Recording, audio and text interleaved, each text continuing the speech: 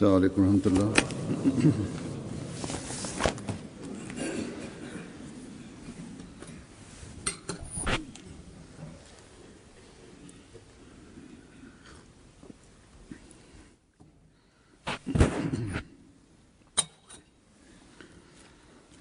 أشهد أن لا إله إلا الله وحده لا شريك له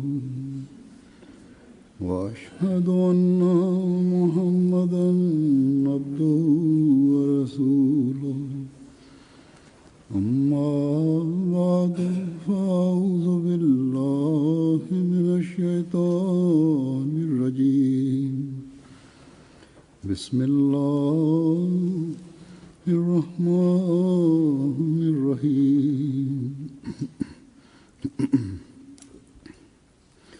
الحمد لله رب العالمين الرحمن الرحيم مالك يوم الدين إياك نعبد وإياك نستعين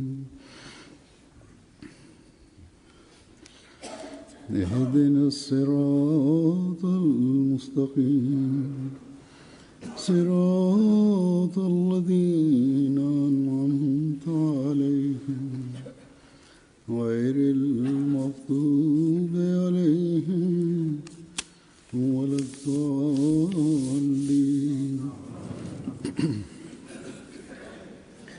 يا أيها الذين آمنوا لا تتبعوا خطوات الشيطان ومن يتبع خطوات الشيطان فإنه يأمر بالفحشاء والمنكر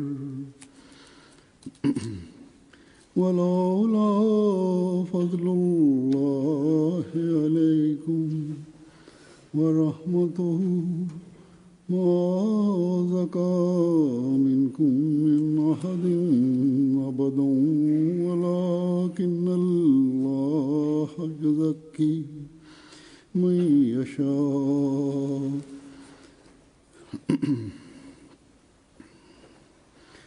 والله سميع عليم.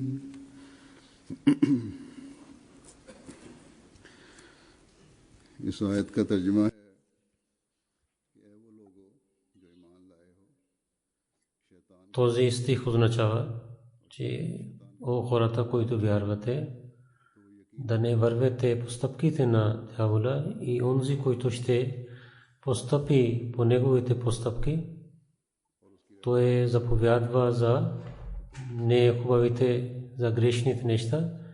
И ако няма да бъде благословите на Бога, тогава няма нито един от вас ще бъде пречистен. Но Аллах прощава на колко на него му е годно. И Аллах Бог има вечно знание.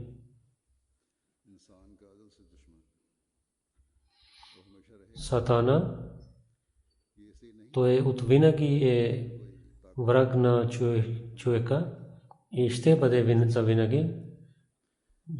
Не за това, че той има някаква власт, но само заради това, че когато човек е създаден, Бог му е позволил, че той е свободен, защото Бог знаеше, че неговите хора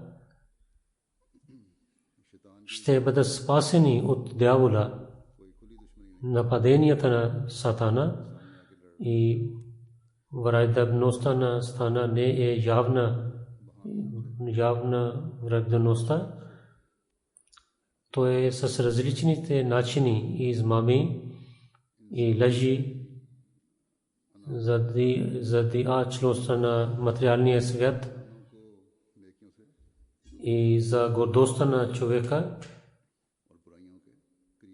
той спира на хората от да вършат добрините и приближава така на хората към греховете.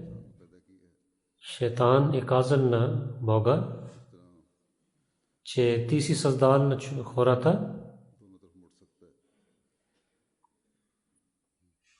и неговата природа е, той може да навежда надясно и наляво и той ще постъпва след мен и ще върши повече грехове.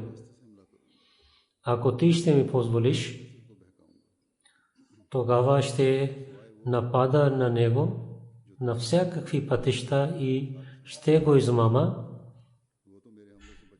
освен онези, които ще бъдат свързани с теб и ще бъдат праведни хора, те ще бъдат спасени от моите нападения и моите измами и моите нападения няма да действат на тях. Иначе другите много хора ще постъпват след мен. Бог позволил на него и каза, че онзи, които ще вървят след теб, те ще влизат в ада. Но на същото място Бог каза, че моите пророци, че той е изпратил, направил такава система, че дошли пратениците на Бога и така хората вървали към добър път. И те имали възможността да поправят своя живот и в следващия живот. И също Бог е обясни, че дявол е вашия враг. Той ще покаже, че той е вашия приятел и няма да даде никаква полза на вас, но обратно той ще ви повика към греховете и вреда. И когато деня ще дойде, когато страшен ден ще дойде, тогава той ще отказва,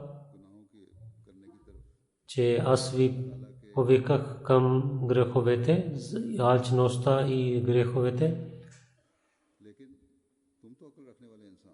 против заповедите на Бога, за това ги виках, но вие имахте разум. Защо вие не използвахте своя разум? Защо слушахте моя звук и вършихте греховете и не вършихте добрините? И така сега ще има наказание за вас. Аз нямам никаква връзка с вас. Моя цел беше, че бях вашия враг и така върших. Сега има огня на ада за вас да изгарете и така той е враг на човека. В Корана също на различните места Аллах ни казва, че как да спазим от нападенията на дявола и от неговата измама. И този стих, който рецитирах, Бог казва, че дявол винаги е след човека, когато той каза на Бога, че надясно, наляво и на всякакви неща ще напада на човека, така той постоянно така върши и напада на човека. И така дявол казва, че ще седна по правия път и там ще измаме на хората. Един човек, който мисли, че аз вървя по правия път и сега съм спасен от нападението на дявола, но това не е правилно мислене. Онези, които получили наказанието на Бога и отклонили правия път, те също вървили по правия път. Те също вярвали в Муса алейхиссалату вассалам и така и Хазрат Иса алейхиссалату вассалам на него вярвали, но най-накрая те започнали да вършат греховете и така правили равни с Бога и така отказвали от пророк Мухаммад Мустафа саллаллаху алейхи ва саллям. Затова Бог е казал, че човек когато вярва, тогава дявол също напада на него и иска да измами на него. Много пъти така става, че много хора, идвайки в измама на дявола, те отиват далеч от правия път и така и които са мусулмани, те също отказват своята вяра. И това е много голямо предупреждение от Бога. Това е благословите на Бога, че човек да спаси себе си от дявола.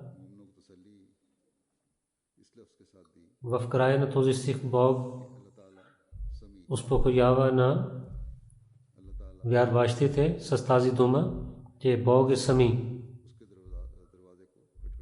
Аллах, Бог е всеслушащ и затова винаги да се молите пред Него и постоянно да се молите на Него, пред Него, постоянно да се навеждате с молитвите си.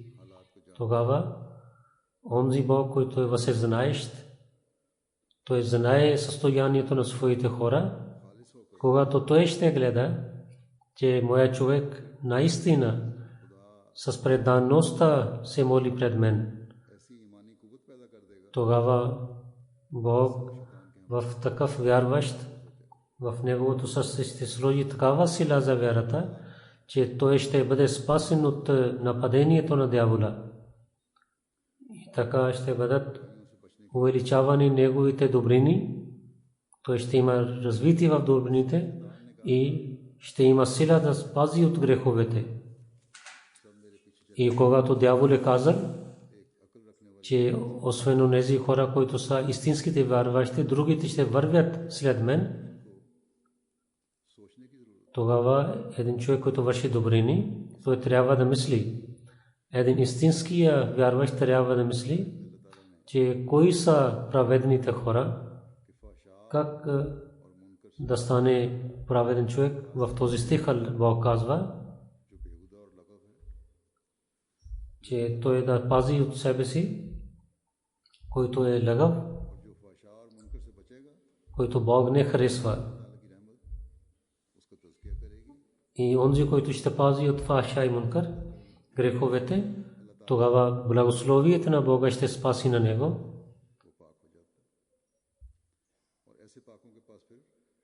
И на когото Бог ще пречисти, той е истинския човек, вярващ, тогава дявол няма да приближи до него. Да мислите, те нападението на дявола не идва веднъж, той бавно напада на човека, започва от малкия грех, сложейки в сърцето на човека, че какво ще стане с това малкия грех. Това не е големия грех. И така и тези малки грехове превръщат в големите грехове. Това не е важно, че убиване и такива грехове са големите грехове. Всеки грех, чрез който се изчезва спокойствието на обществото, това е голям грех. И така човек не мисли, че какво той върши. Затова Бог казва, че ако ще искате да пречистите себе си, ако искате да Бог да е доволен от вас, където постоянно искате да се пазите от дявола и да не постъпвате стъпките на дявола, там също постоянно, идвайки в закрилието на Бога, трябва да пречистите себе си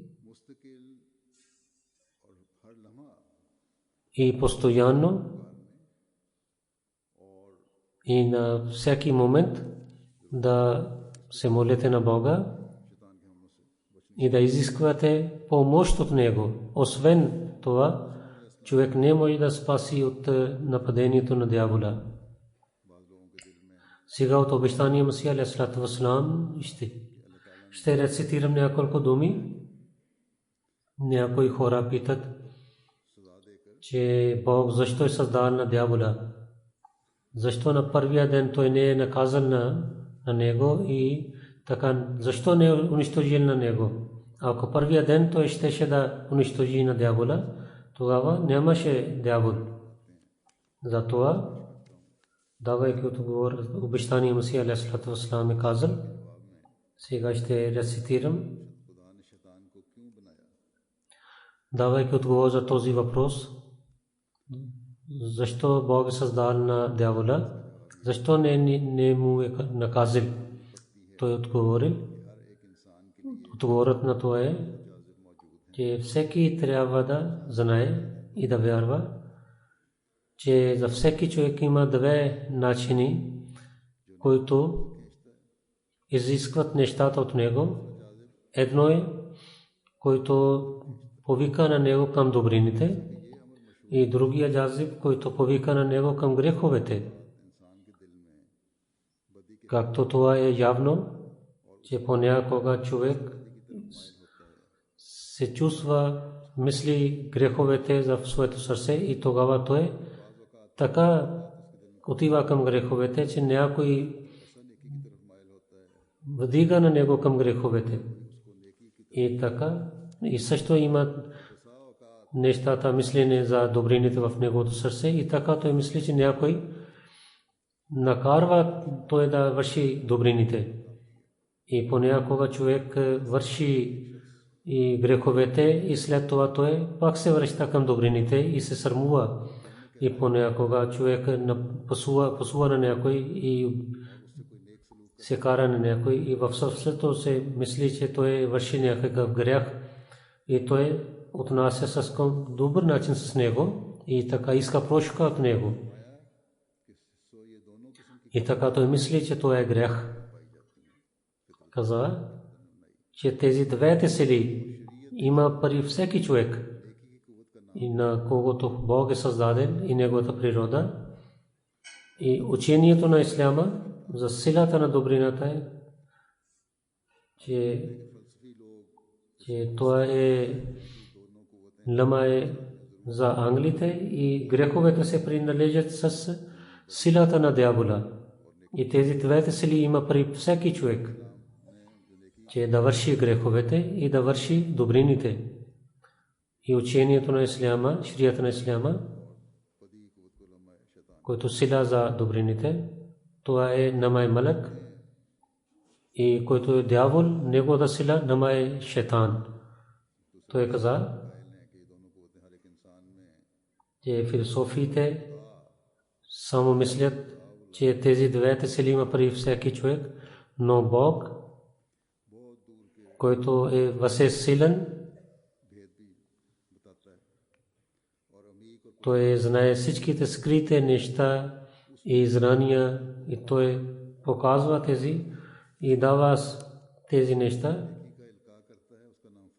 Той на тези двете сили е казал, че те са създадени от него.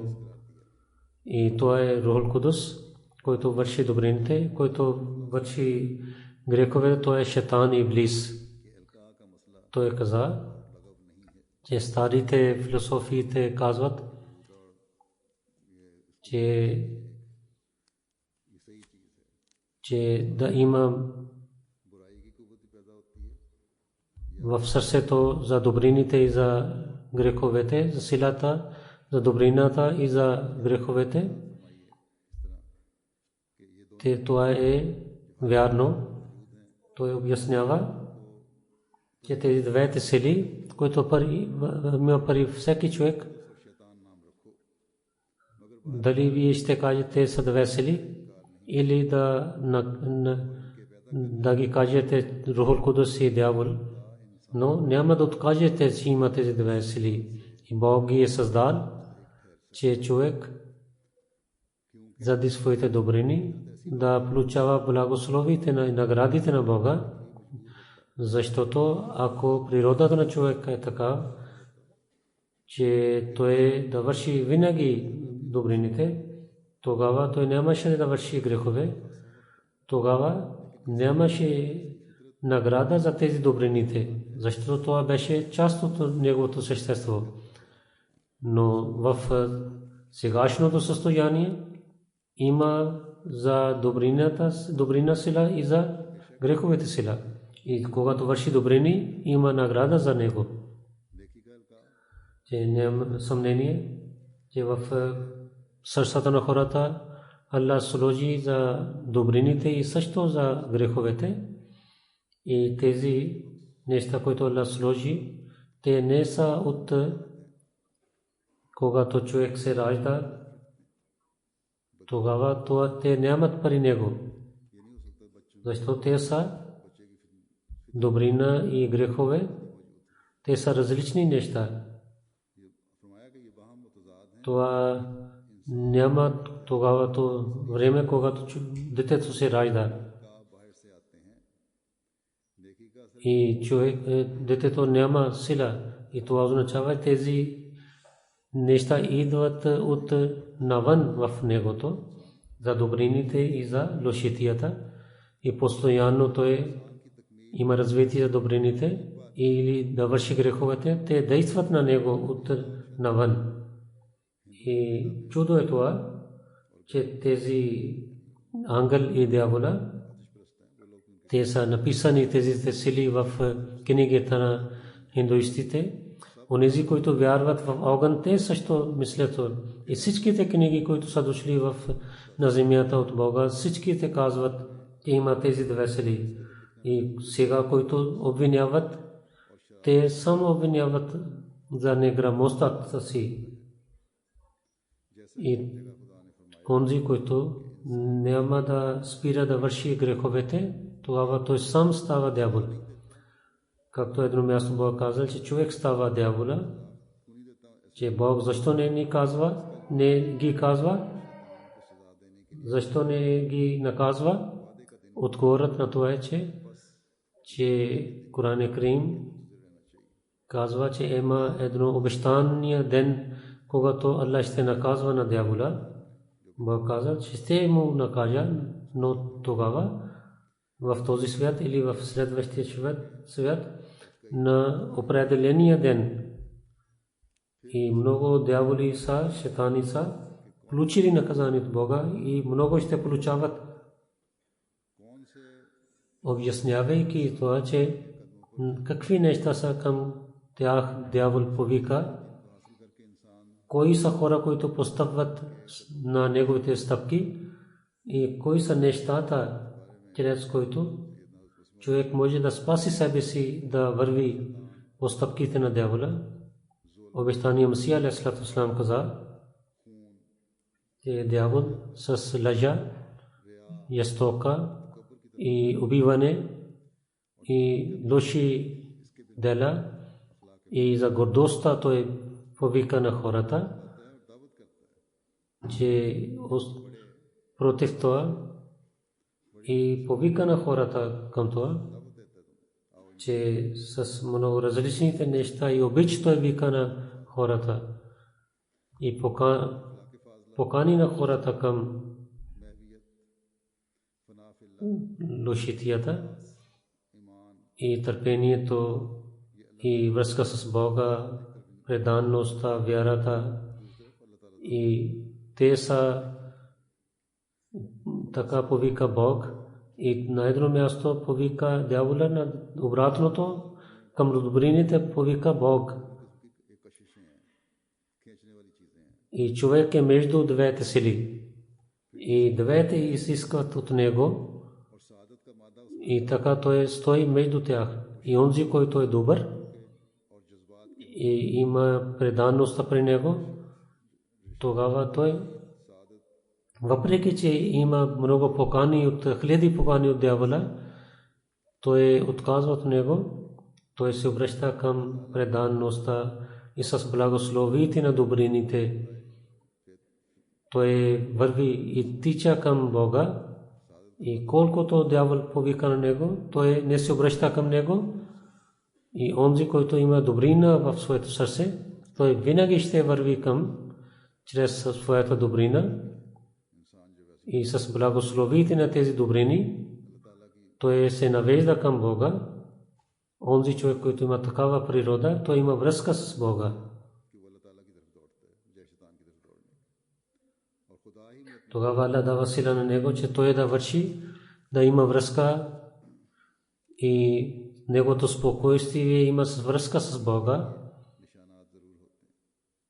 И така той каза, за всичките неща има знанията, знаците. И докато няма тези знаци, той няма. Вижте, че който лекува на хората, той знае, че за лекарствата,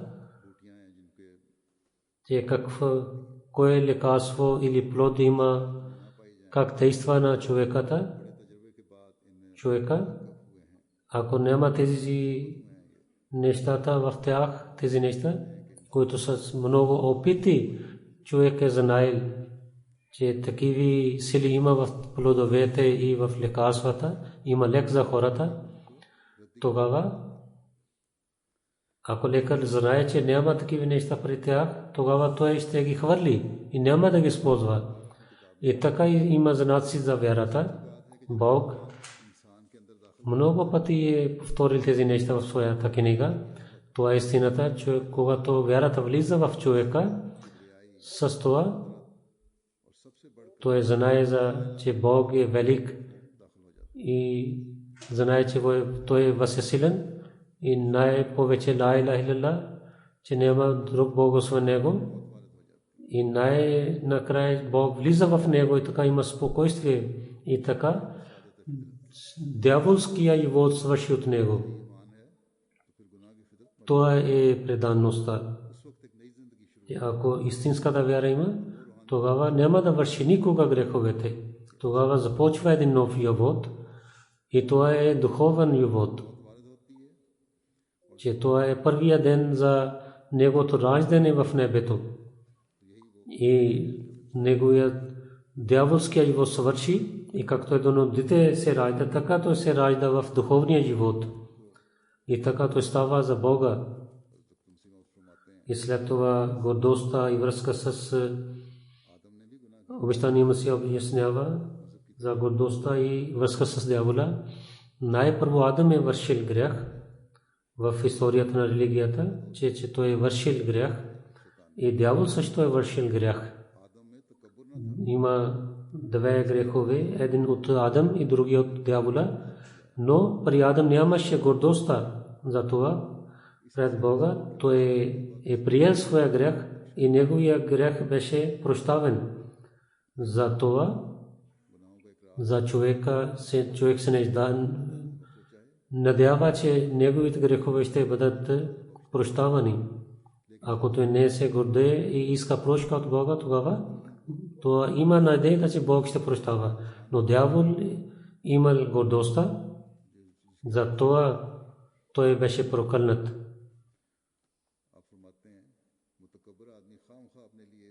И човек, който няма сила, той каза, че горделив човек само казва, че това е при мен. Защото иначе той няма сила за това. Че докъде ще пристигне той, колко висок той ще стане. Когато няма сила при него, че всичките неща той мога да получава, тогава каква гордост има? Горделив само претендира, че той има това и това при него. Пророците има много атрибути и най-хубавият атрибут е, че те отказват от себе си, те нямат гордостта и така има смърт за тяхното същество. Те отдалечават от греховете. Онези, които не са горделиви и имат преданността, те ще бъдат спасени. Затова се пазят от гордостта. Това е атрибут, който един вярващ трябва да има при него. Иначе той ще постъпките на дявола. чрез гордостта. За гордостта човек понякога не мисли, че има при него. Затова много дълбоко трябва да гледаме себе си. Дявол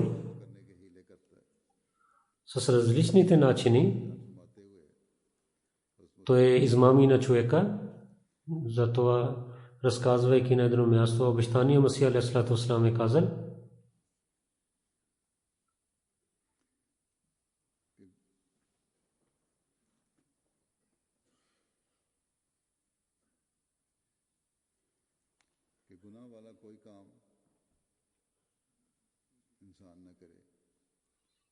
че когато човек върши грех, да не върши човек греховете. Каза, че ако човешките дела ще изчезват греховете, няма да върши такава работа, която е свързана с грях. Няма да има неговите дела и работи, на които казва, че дявол какво иска от него. Че неговите уши и уши да вършат греховете. И ако няма грях пред него, но той иска да седне в очите на човека и в ушите на и в носа му. И когато няма сила за това, ако не, тогава да има грях в неговото сърце. Ако то не върши големите грехове и малките грехове, и те нямат, понякога хората нямат такава състояние да вършат, или те се страхуват да вършат грех. Понякога те не вършат грех, но дявол пак опитва, че той да сяда в неговото сърце и да има семето на грях в него и в неговото сърце. Той сяда там, че дявол за своята битка върши до край. Но онзи дел, който се страхува от Бога, там няма да има власт за дявола. Ако има страх от Бога, тогава няма да влиза дявола никога в такава сърце. Че там да сади някакво семе дявола. И така, тогава той няма да има успех дявол.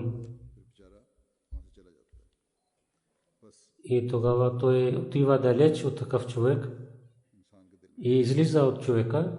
Това е истината, че да има страх на Бога в своето сърце. Ако има страх от Бога, тогава човек ще бъде спасен от греховете. Онзи, който краде, ако той ще знае, че едно малко дете гледа, той се страхува от него.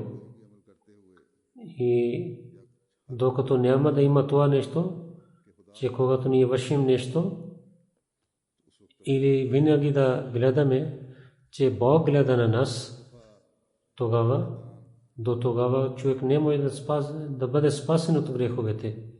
Понякога дявол, и сложейки добрините в своето сърце, пак измами на хората в един събор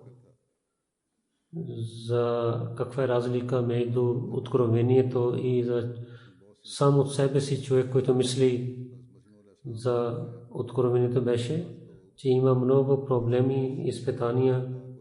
Обещания Масия алейхиссалату вассалам каза, че някои хора, които те сами мислят, не могат да различават от откровението на Бога.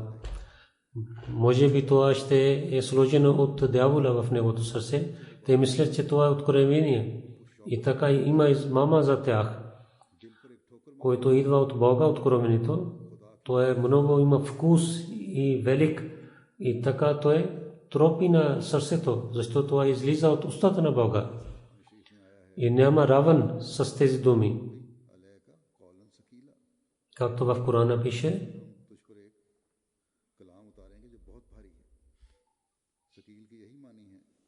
наистина нашия откровение, което ще бъде, то ще тежи. Но дяволски неща не са такиви. Те са различните неща. Те са откровението на дявола, не от Бога. Две сили има с човека, които винаги са с човека. Едно ангелите и друго дявола. И в краката му има две зинджири и ангел помага за добрините, както пише в Корана. Айядахум берухим минху.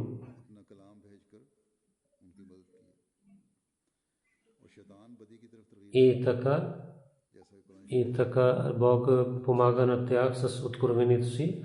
И дявол казва за греховете, че той слага тези неща в сърцата. Не може да отказваме двете неща. Светлината и тъмнината, те са свързани с един на друг. И ако няма да има знание, не може да казваме, че не съществува.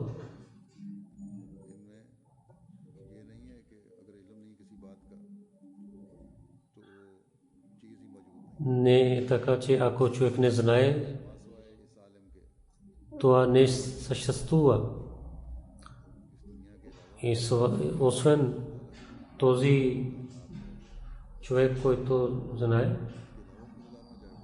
освен тази веселина, много хиляди има такива неща. Кул аузу бираббин нас, че как сложи нещата в сърцето на хората дявола, той сложи тези неща в сърцата, особено тези дни, който има развитото време, се казва, и човек се забрави своя Бог. И така дявол сложи такива неща в сърцата на хората, че най-първо той пари богатите, които имат много пари има, гледайки човек да казва, че те са също всичко. И така как дявол слага тези неща в сърцата, давайки пример, и как да спасим от такива неща, че тези богатите хора ще помагат на нас. Или освен Бог, има другите хора, които могат да помагат на нас. Той каза, за това трябва да търсите истинския повелител. Бог е казал да се молите, че истинския повелител, аз да бъда свързан с него. И човек казва, че владетелите на света, те могат да помагат на нас. И така и хората, които мислят за лошития, те правят равни хората с Бога и те се страхуват от тях. Затова Бог каза Илахин нас, че истинският повелител е Бог. И Хазур каза, че в сура Нас има 3 неща, които ще пазят от дявола, и това слага дявол в сърцата. И в езика на Ибрани това се казва Нахаша, който дойде при Ева, и така скривайки той напада на човека. Това означава, че Даджал няма да напада, той също скрито ще нападне на хората, че хората да не знаят.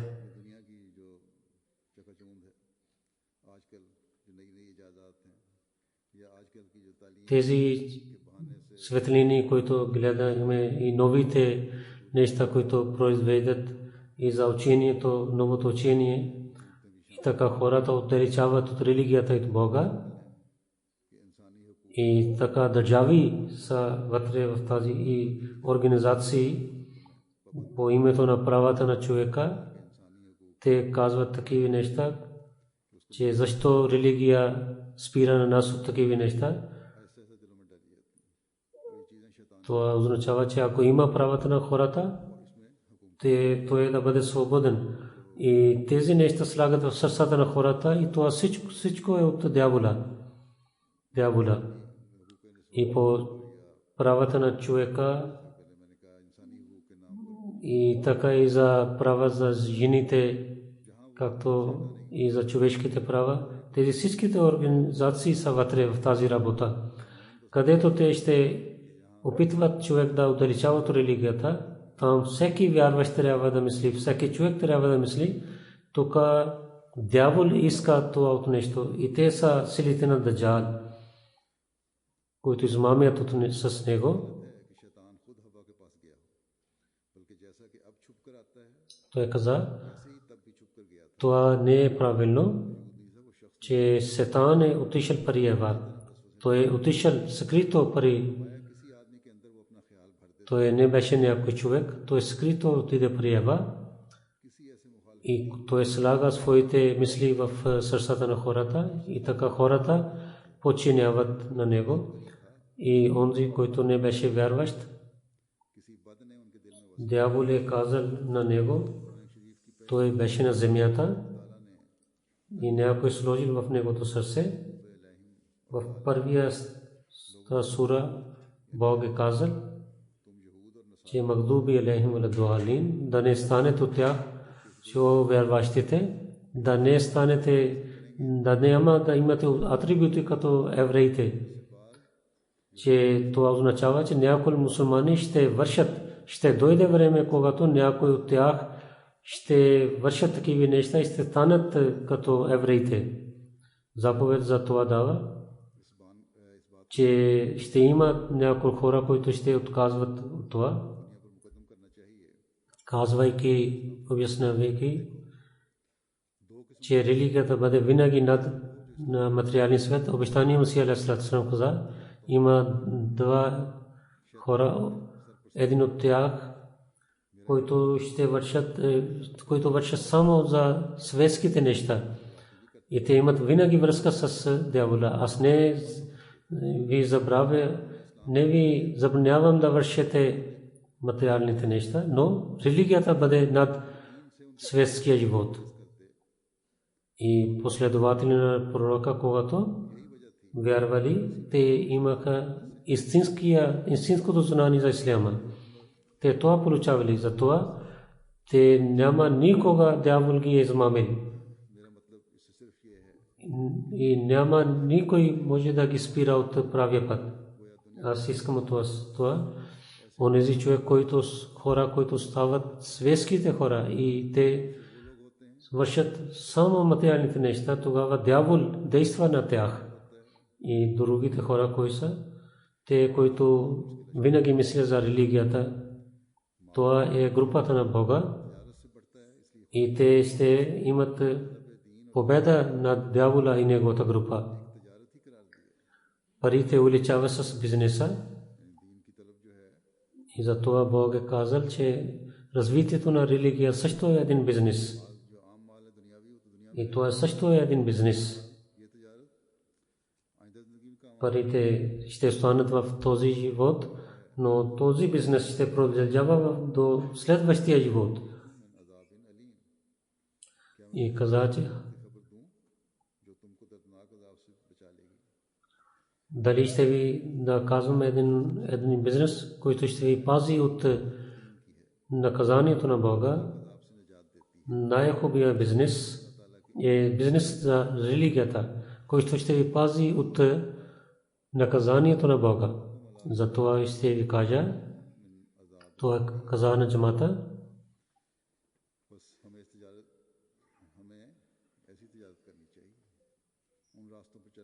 за това ние да правим такъв бизнес, да вървим на онези пътища, на който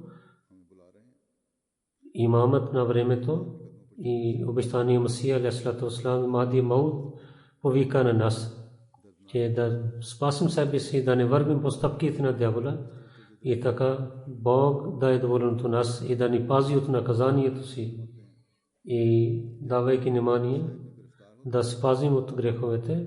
Обещания Масия алейхи салам каза, че когато човек има изпитания, ще гледаме, че той е вършил някакъв неправилните неща. И ако някой има изпитание, той да казва, че това идва от Бога, това не е вярно. неговите грехови правят да има изпитание за него. И човек се очудва, че защо е дошъл това изпитание и той защо не върши добрини. Те са неговите скрити грехове, че той върши такива неща. Бог прощава и затова никой не знае за неговите скрити грехове. Но те са по-лоши от явните грехове. Те са като болестите. Ако има болест, всеки човек може да гледа, че онзи е болен, но има и такива скрити болести, че той самия не знае, че той е болен. Че някой има таптик, туберкулозис, че в началото човек не знае, докато болестта излиза от него. Понякога, че в крайно време той знае, че той има болест. Така и има рак, че човек може би е здрав човек, но веднъж той знае, че има рак и сега е на крайно време и няма лек за него. И понякога човек получава смърт в един месец. Затова каза, както човек не знае за болестите, и така има неговите скрити грехове, които така докарват на него до смъртта му. Ако с благословите на Бога в Корана пише, кад афлаха ман закаха, че онзи има успех, който ще пречисти себе си. Но пречистването на себе си е като един смърт, докато той да изоставя всичките грехове, няма да бъде пречистен неговото същество. Всичките грехове, които лоши грехове, на които дявол иска той да върви, фаша и мункар. Мункар означава, че всяко нещо, което Аллах не харесва, Бог не харесва. Докато всичките грехове той няма да изостави, няма да пречисти себе си. Всеки човек има няколко лошития при него, това е дявол му. Докато няма да убива своя дявол, той няма да бъде спасен от греховете. Както преди ви казах, че ние се нуждаем на всеки момент от закрилата на Бога. И да убиваме на дявола, как да постъпваме?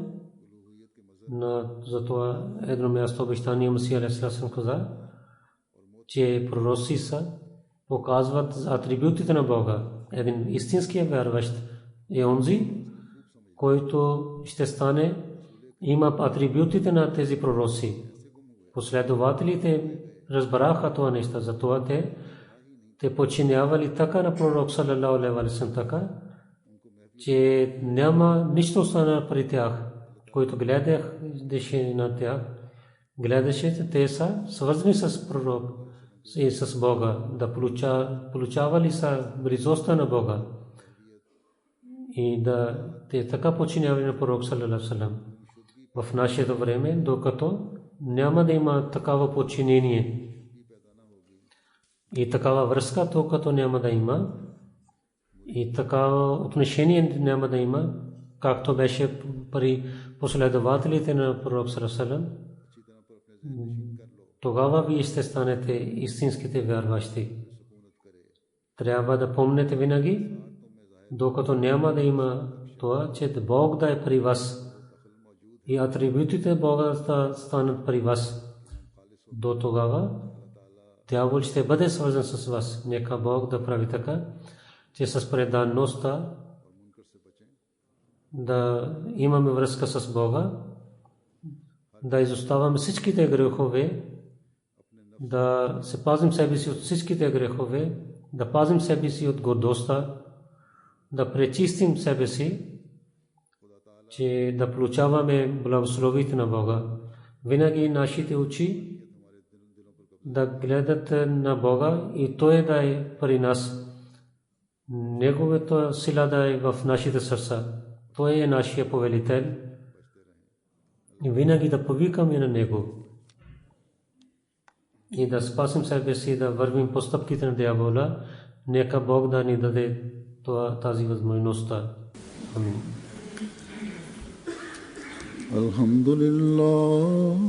Alhamdulillah, nahmaduhu wa nasta'inuhu wa nastaghfiruhu wa nu'minu bihi wa natawakkalu alayhi wa na'udhu billahi min shururi anfusina wa min sayyiati a'malina.